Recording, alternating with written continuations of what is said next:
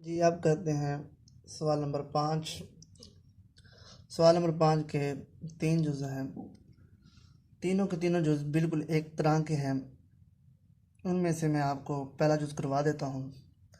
पहला जुज़ है हमारे पास m की कीमत मालूम करें अगर मसावात x की 2 मनफी 3x 7x जमा 5m जमा 3m माइनस 5 बराबर 0 के रूट दिए गए हैं। ताल्लुक हमें दिया गया है 3 अल्फ़ा जमा 2 बीटा बराबर है 4 के। फ़र्ज़ किया रूट्स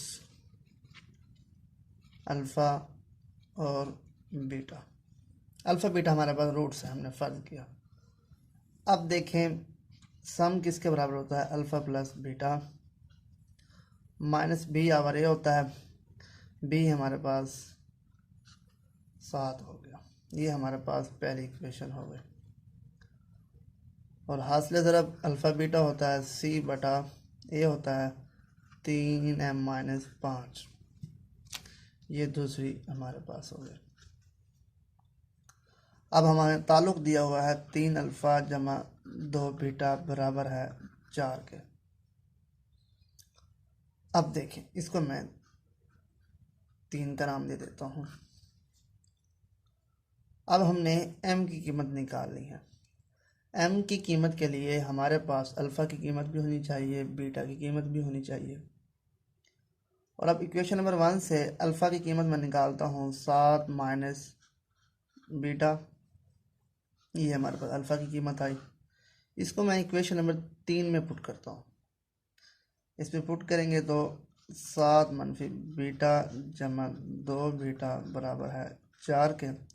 ज़रब देंगे 7 21 मनफी 3 बीटा जमा 2 बीटा बराबर है 4 के। और ये 21 माइनस बीटा बराबर है 4। 21 माइनस 4 भी बीटा हो गया। ये हमारे बीटा की कीमत 17 आ गई। अब हमने निकालना है अल्फ़ा की कीमत। इसको मैं पुट कर देता हूँ इस जगह पर। तो अल्फ़ा 7 मनफी 17, तो ये अल्फ़ा की कीमत कितनी आ गई, 10 आ गई। अब अल्फ़ा और बीटा की कीमत इक्वेशन नंबर 2 में दर्ज करने से अब अल्फ़ा की कीमत हमारे पास 10 है, बीटा की कीमत हमारे पास 17 है।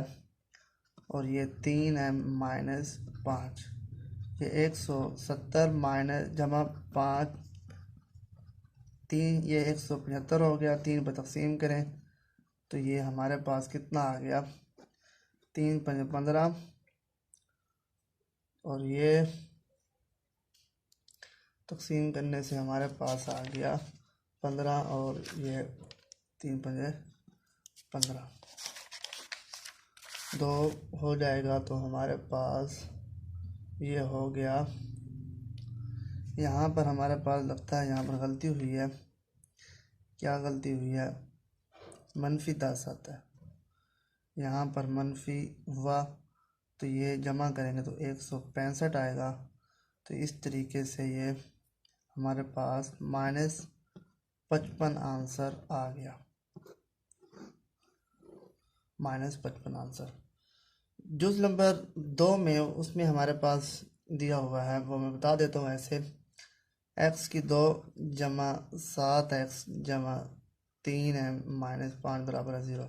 बिल्कुल यही इक्वेशन दी हुई है, लेकिन हमारे पास जो ताल्लुक दिया हुआ है 3 अल्फ़ा माइनस 2 बीटा बराबर है 4।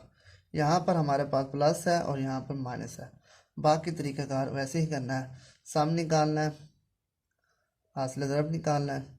सम से हम अल्फ़ा की कीमत निकालेंगे, फिर उसको हम निकाल कर दोबारा उसी में पुट करेंगे, बीटा की कीमत निकल आएगी। फिर हम यहीं पर पुट करेंगे तो हमारे पास आंसर आ जाएगा। अब जो तीसरा जुज़ भी बिल्कुल इसी तरीके से करना है आपने। अगर ना हो सके तो अपना फीडबैक ज़रूर दीजिएगा ताकि नेक्स्ट लेक्चर में वो क्वेश्चन आपको समझा दिया जाए। इस चैनल को सब्सक्राइब करें, बेल का बटन प्रेस करें ताकि आने वाले तमाम लेक्चर आपको बर वक्त मिल सके। अस्सलाम वालेकुम।